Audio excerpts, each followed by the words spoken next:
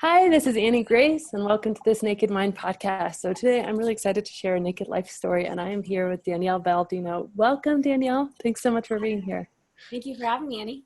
Oh, it's so awesome. So what I love to do is just kind of start at the beginning for you. So why don't you dive in? Okay. Um, we'll start at the beginning. I first started drinking probably around 19. I didn't, drink in high school or anything like that. I was actually kind of a goody two shoes amongst my friends. I remember getting upset at my still best friend for like taking a sip of apple pucker at a party when we were 17. I thought she must be some kind of raging alcoholic. And so they kind of teased me for that. But around 19, 20, I was introduced to alcohol. And I would say, I feel like I had a normal experience in my early 20s, college era. It never occurred to me that I might have a problem or I was using alcohol in a way, in any different way than anyone else.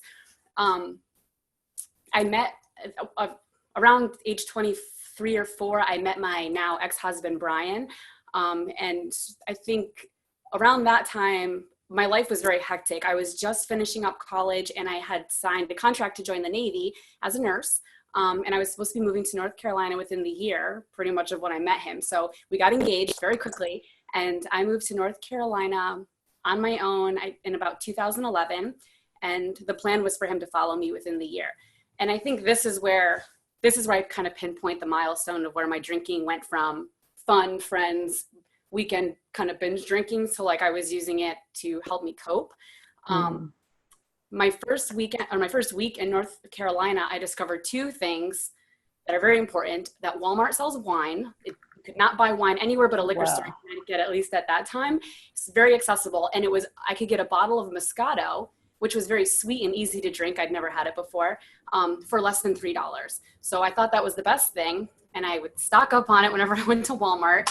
And that's when I started this trend of drinking most nights, even weeknights, and I was by myself. At the time, I kind of defined it as self-care. I was 24, 25, living alone. It was very lonesome there. I didn't have a lot of friends. I missed my fiance. But about maybe 9, 10 months into that, I did start to make friends there, and I did start going out on the weekends. And of course, still my fiance wasn't there. And that's when I started to have some behaviors where I was like, it didn't feel congruent with the life I wanted to be living. I wasn't acting very appropriate. I was living this like single woman life, but I wasn't a single woman. So I just kind of chalked it up to, he's not here, I'm lonely. And I just kind of swept it under the rug. And then he moved down, within the first year or so. He got there.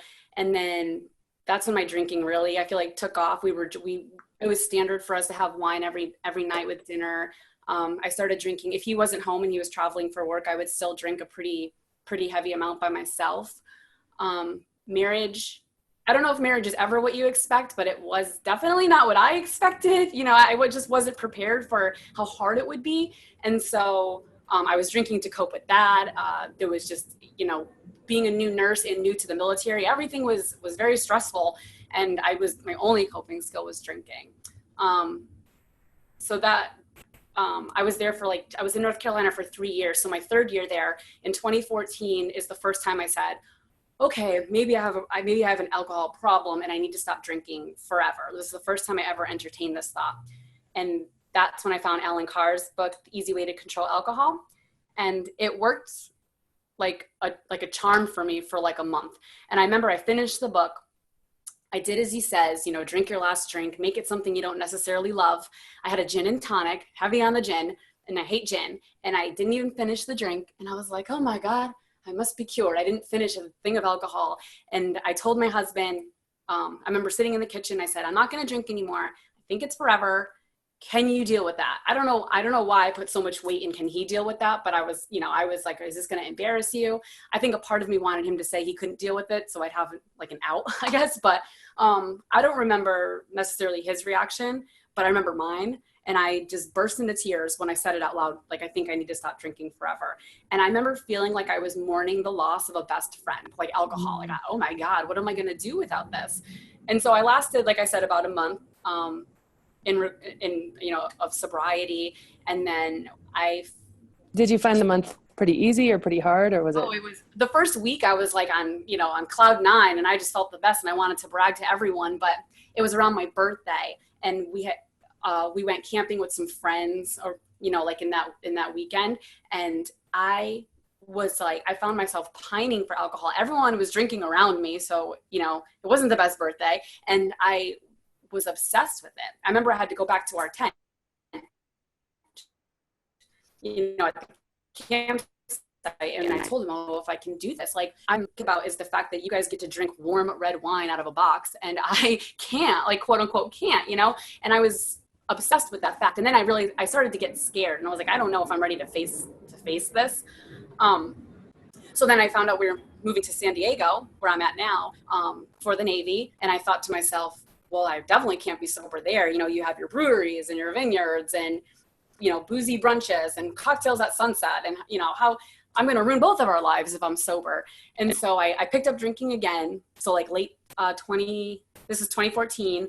And it just, we got here and my marriage was still not the best. We were separated again geographically. His work put him in another state during the week, and he'd come home for the weekends.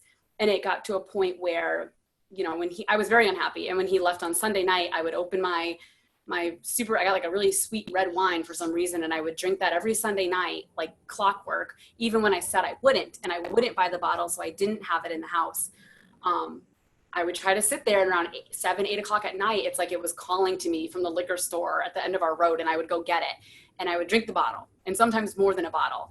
And I knew it wasn't what I should be doing, but I never thought there was another way to cope at that point, And so, we had divorced in 2015.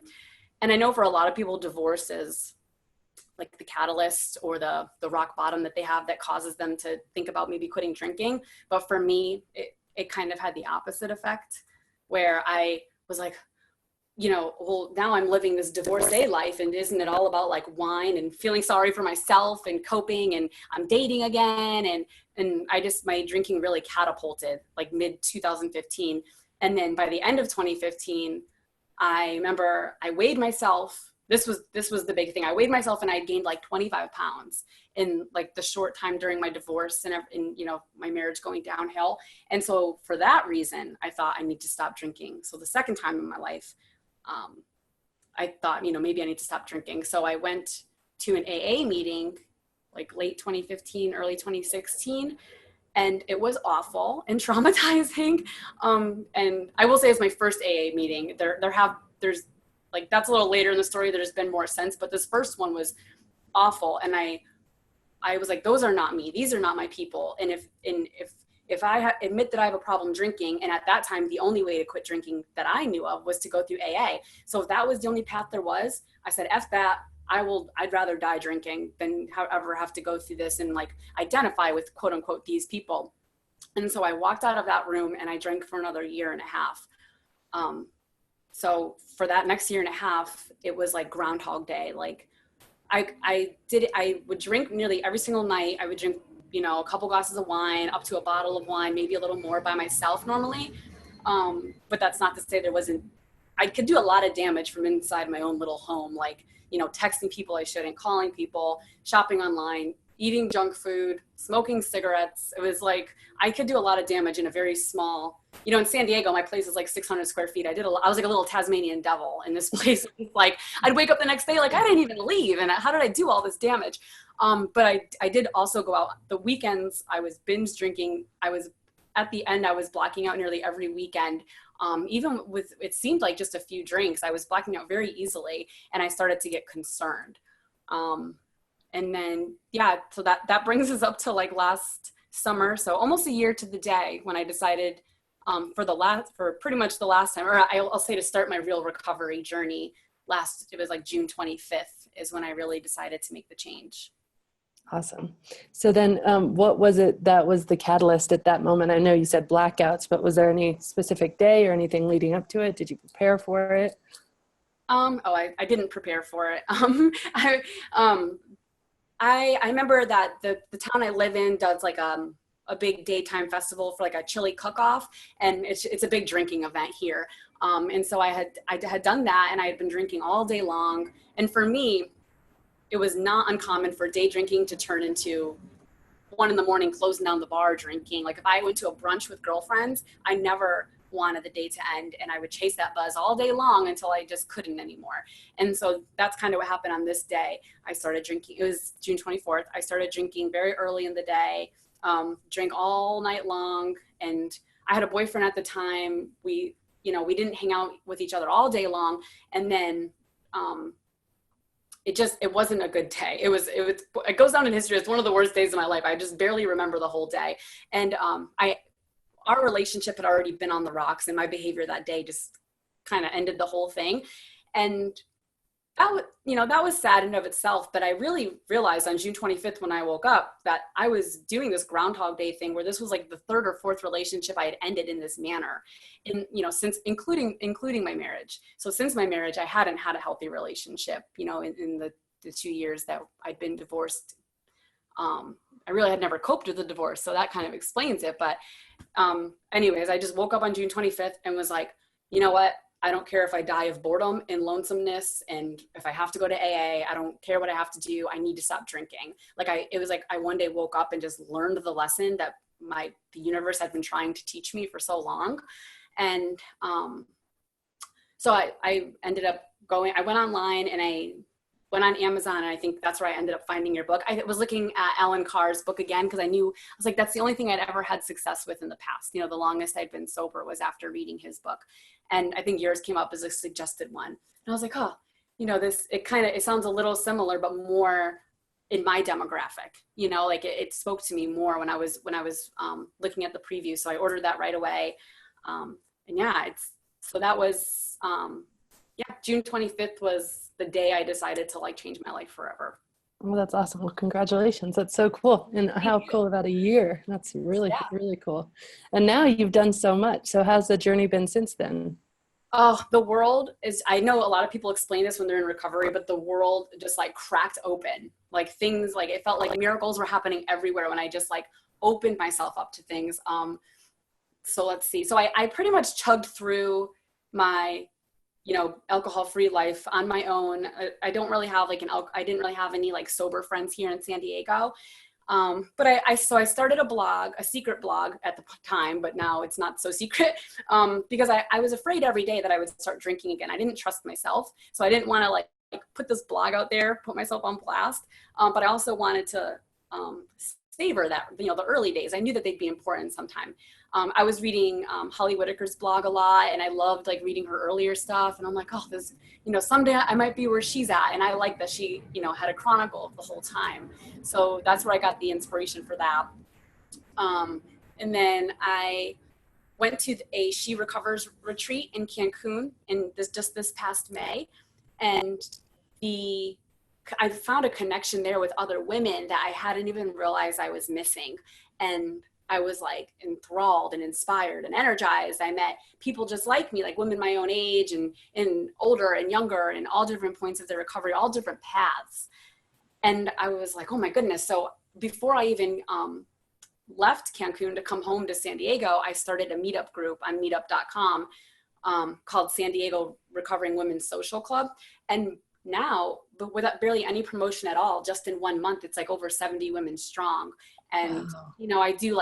I will, if I find things that are going on in the community, like meditation groups or yoga or paint nights and stuff, we go as a group, we go as a sober herd. It's things that aren't necessarily always sober events, but we go together and we make our own sober fun out of it. And it's really awesome. And then through some of those women and women from the She Recovers retreat, I started to toy with the idea of AA, going to an all women's AA meeting. So I started going in the last 3 or 4 weeks or so, and I go weekly, and it's just been amazing. It's something that had me shaking in my boots and terrified and crying and horrified of just a year and a half ago, a year and a half ago, and now I'm embracing it. I love it. I'm just I want to be vulnerability at every corner, every turn, and I'm just yes, please. I love it. I really embrace it now. So it's been quite a journey, but I don't even recognize myself sometimes. So for people who are curious about going to AA meetings, I guess a few questions, like your first experience to your current experience sound drastically different. Do you think it was because it's an all women's meeting now, or does that have a lot to do with it? Or was it just your mindset is completely different? Like you're in a place of vulnerability? I'm going to say it's 50-50, like both those reasons. When I first went, I never realized that there was all women's AA meetings, so I probably would have gravitated towards one of those. The one I went to was co-ed, and it wasn't in the best area of town, so there's a lot of transients in this area. So, you know, I was very in this like othering stage of people, like, oh, that's not me, that's not my group, that's not. But now I realize they are me. We're all, we all are struggling with the same thing. So it's the mindset too. But this women's group that I'm in now is just so, it's just so, like I said, supportive, and the connection. And when the other women speak, I'm like hanging on their every word, because even if it's not exactly my story, I get it, and so it feels really comforting to be there. The other half of it, the mindset aspect, is like, I'm not anti-AA in any way, but I'm anti-AA as the only way, and maybe even as the very first way for people new to sobriety, especially if they identify as like a gray area drinker, because right out of the gate, I wasn't ready to be vulnerable and do that kind of work. And that's kind of another thing that turned me away. But by reading your book, like, this naked mind, yes, it stripped my brain of the societal pressures to drink and the lies that that marketers have told us and all that. But I've also realized it stripped my mind of a lot of that fear and turning away from vulnerability. And now, like I said, I'm like embracing every opportunity for it, and I'm ready to do the work that, the 12 steps kind of takes us through. So that's been amazing. That's so cool. That's so cool. Yeah, I think it is. It's interesting. Just as you were talking, because I've heard this a lot recently, and my experience with AA is pretty limited. I did go to one all women's meeting, and my experience was very similar to your latter experience of just being completely in awe of the level of vulnerability and support, and like the number of phone numbers that I got and the hugs, and like, it was just really, really a cool thing.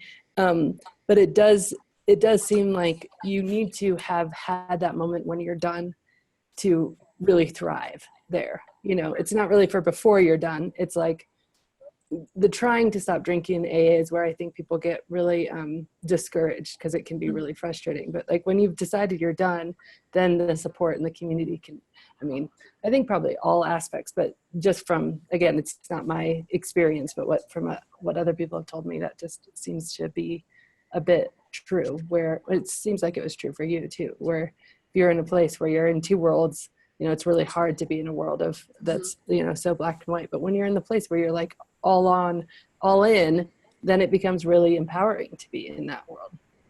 Right. I agree. Yeah. I think the 12 steps are, they really offer a great framework, for people who don't really know where to start, but they're ready to get to that point, so I totally agree. That's so awesome. So your blog, it's gone out of its secret hiding place, and now it's quite public, which is cool. And I think it's called Morning Soda. Is that right? Right. It's mymorningsoda.com. Mm-hmm. Okay. So what is the inspiration for the name? The Morning Soda. So when I very first started on this recovery journey back in, last June, there was a new coffee shop that had opened up here. A friend of mine opened up a coffee shop, and I went to visit, and they had a drink called the Morning Soda, and it was cold brew, tonic, and a splash of house-made, like a strawberry syrup. And it was so weird and intriguing to me. And so I ordered that.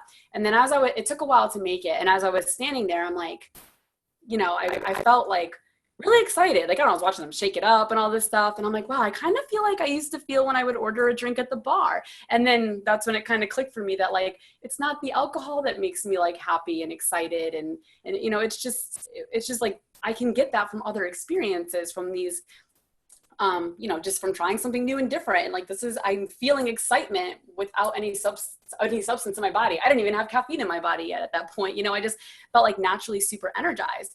And then the other half is that the drink is delicious and I love it. So it's like, a little ode to that drink, but it was like, bubbly and then the tonic and the coffee, and it was just so good. And I'm like, wow, you can have tonic with things that are not gin. And it was just like this culmination of like, I was like bam bam bam, hit with all this inspiration while I was drinking this coffee drink. And so it just kind of, when I was making my blog, it was just the first thing that kind of rolled out of my brain, and I went with it. Oh, that's really cool. I like it. It's so unique, and it does like just kind of speak of even the name morning soda. It was like, okay, like that. I don't know. It just has a good, even without knowing it, I liked it. So that was really cool. My friend, my best friend, she is very much the same way, where she just loves the little things, right? She loves the little glasses or the ice cubes being a certain way, or, the mixers and stuff. And so for her, it's like really, not about necessarily the alcohol. It's just about like the presentation of the drinks and all this stuff. And I think it's really cool to find that feeling of anticipation, excitement in other things, and just be open to the fact that that's possible, which is, right. It is totally possible. That's really, really cool. That's awesome. So now, what are you doing? Blogging, and you've got this incredible group that's, 70 people is amazing. Is there anything else kind of on the horizon? Oh, I have a friend who keeps wanting to start a podcast with me, but I'm not sure yet. I was so sad when Home podcast ended. So I'm like, well, there's always room for, to me, like recovery is my whole world. So I think, everything's just inundated with that kind of stuff, but it really isn't. From an outsider's perspective, there's not a lot of podcasts on recovery or specifically like alcohol free. And so I've been toying with that idea. I told her maybe soon, maybe someday. The blog, I'm going into like older stuff I started writing in the past and didn't feel comfortable putting out into the world just yet. Now I'm returning to those and kind of cleaning them up and now posting them in retrospect. The meetup is amazing. It's like every weekend I'm doing like 5 meetup related things. So it's really cool. I'm melding with other meetups that I've discovered in the area. Like there's like a sober women's recovery, a women in recovery workout group. And there's another one called Sober AF. And it's so cool. We're all just kind of joining forces and hoping to put on something really big for all of our members. So yeah, there's a lot of awesome going on. I haven't thought about writing a book yet. That's like, but maybe in like several years. Well, the blog post can become a book, that's really a lot of books are written that way, which is really cool. And I would certainly encourage you in the podcast thing as well. I feel like if you have a heart for it, I think one of the hardest things about a podcast is that you just have to show up all the time for the people, right? So you're like making a commitment that I'm going to show up every single week, and I think that can get to be a lot over time. But you're really serving people by doing that, because, it's such a cool form of communication. And I think that the more voices we have, like the better it is, because guess what? Your story, you've got military, like you're in the military and you had this experience with this young marriage, and, you are still very young, and like your demographic, like there's people who are going to relate to you who aren't going to relate to me, or aren't going to relate to Holly and Laura, who aren't going to relate. So I think it's just so cool. So I would certainly encourage that if you feel like it's something you want to do, because don't be intimidated by the fact that, there's a lot of information out there. Like, right. In this space, compared to like, look at people who are advocating for this, for, living alcohol free, compared to people who are advocating for like living sugar free or dieting or carbs, or like the fitness and exercise arena or anything else, mindfulness. I mean, it's minute, we're like this tiny little army. So like the more people we have, I think definitely. And I think the blog is just super cool. A lot of good stuff on there. So it's really cool. So 2 questions before we end, but the first one, and I think you already said mymorningsoda.com. Right. And if they are in San Diego, where can they find your meetup? The meetup, the address is www.meetup.com/SDRWSC for San Diego Recovering Women's Social Club. And if it's easier, we also have an Instagram. It's at San Diego Recovering Women. So okay, very cool. There's always something. There's a lot of like weekly standing things that go on, and there's retreats and like one-time type things, and it's really awesome. Anyone that's in San Diego, I totally encourage them to check it out. That's really cool. That's awesome. And then my question for you, the person who walked in and out of that first meeting, walked in and out of that marriage, felt like, at the camping trip alone in your tent, being like, yeah, I'd rather just drink to die than, have to give it up. What would you tell her about what life's like now? Oh,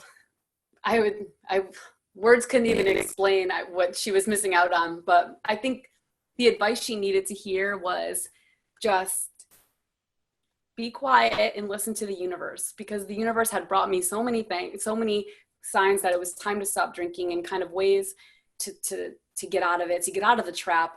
But I was so wrapped up in my own mind and my own ego. Why do I have such bad luck? Why is my karma so bad? I'm just doomed. Like, my whole life is just cursed. And, why am I getting divorced and no one else is? And it was always very, like I said, very ego driven.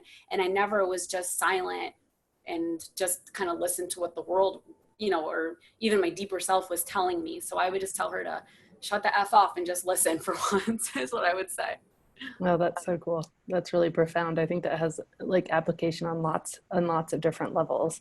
And yeah, the voices can be really loud. And we so often say, well, what's the point of being silent? Like, what's the point of it? Last night, actually, it was interesting. I'm getting ready to do a live presentation today, and I was going to finish it, and I was walking out to my office, and it was just moonlight. And so I ended up just like sitting there outside for like a long time. And I was like, yeah, there's no point to just being quiet for a while, sometimes. So that's really cool. And it wasn't like I walked out of there with any big epiphany or any big aha or any big, discovery or moment. It was just, there was nothing, and that was okay. And that was good.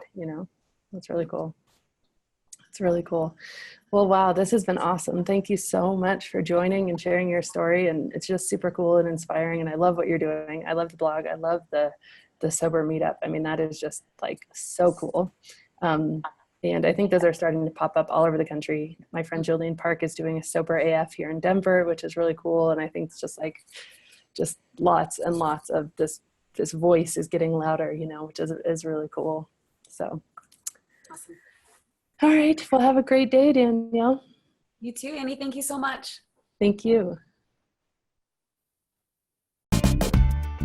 This has been Annie Grace with This Naked Mind podcast. Thank you so much for listening. You can learn more at thisnakedmind.com. And please remember to rate, review, and subscribe, as it really helps us spread the word.